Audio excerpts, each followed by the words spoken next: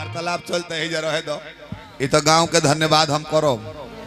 पूरी जिला में छपरा जिला सिवान गोपालगंज पहले के समय रहे कि काका लोग बोरा बिछा बिछा घर से बोरा लेके आई सवेरे ले रामायण के दुगुला हुई बेरा सब रोकल बनी। अब का जाने निमान का सुनत आनी आकि बौरकी के इंतजार में बैठल बनी। हमारा समझ में आवत नहीं वही खाती एक बाद तहार भाजा आई नंद वो में देखिए कि तहार कतना प्रेमी लोबा तारा सुर तान के। हाँ यही में दादा इनकर बात मन पड़त रही बे मतलब के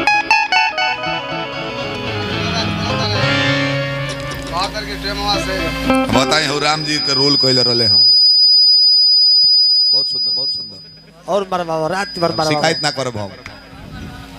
बहुत सुंदर और सीटी मरवाओ मन करे हूं मरवाओ दम भर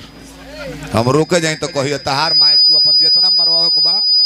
मरवाओ कोनो बात नहीं है बाकी बचा के मरोई हो कोनो जादू जी मत भेटास ना तो अहिर मार दी गहिर हो जाई बक्सवे फट जाई ऐसे लिखल बाकी छतरी के 6 बुद्धि कवि कहले छतरी के 6 बुद्धि ब्राह्मण के बारे अहिर के अनंत बुद्धि पटक के तबले मारे जले पूरा ना झारे का झारे का गरमी अजीत बबुआ कहत रहे कि चैन खुले है छूट गइल बा दूल्हा कल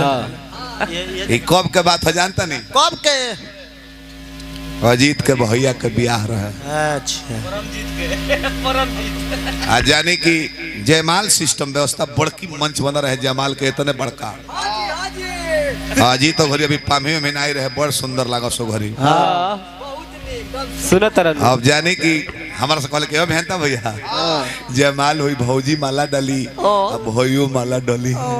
देखल एक और भैया जाने की सर्वजीत हलचल लुकरो हलचल टाइटिल हो ये लो शांत रहबे ना करे जहां रहिए तहां हलचल करते रहिए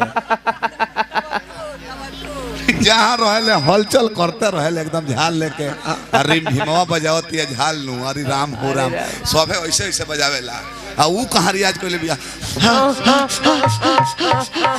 धन्यवाद बहुत बहुत धन्यवाद रंजीत तारा में बदलाव आइल बा कुछ बहुत रियाज रहबे करे अब जाने की अजीत कहले भेंता भैया अगवे बैठो चुनू बाबा बेंजू वाला बानी बहुत अच्छा आदमी है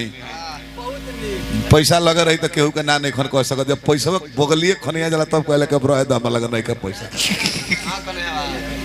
अब जानी की एक और भैया तो माला डाल दले दारू पी ले 4 पैक जमाले के बेरा आ एक और भौजी अजीत के मालवा लेके दुल्हा का और कोइले बढ़िया है ने मुंह कोइले बढ़िया सारी लोग आश्चर्यचकित हो गई गिरी दुल्हन के दुल्हा पसंद नहीं खन माला कहने की जन्नी साउंडल भैया उ तो बाद में चुनू बाबा के धन्यवाद कहल जाई चुनू बाबा वीडियो कैमरा में धल रहे जानता नहीं का भई रहे इनका भैया के नहीं दुल्हा के चैन खुले छूट गए रहे महाराज जी वा बहरी आ गई और फिर मैं पड़ल बड़ी एक और भौजाई की माई रे माई माला भाई एगो आ गाला लोकता दूगो केकरा के सम्मान दी केकरा के अपमान करी आ काम दोनों जना से परे वाला बा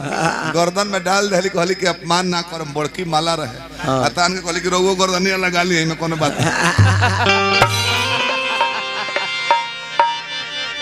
जनी तनी प्यार मोहब्बत न चले के मर्यादा से बहरी नहीं जाए को जी तेरे पर ध्यान रखो विशेष अब तो लव है प्यार वाला नु बा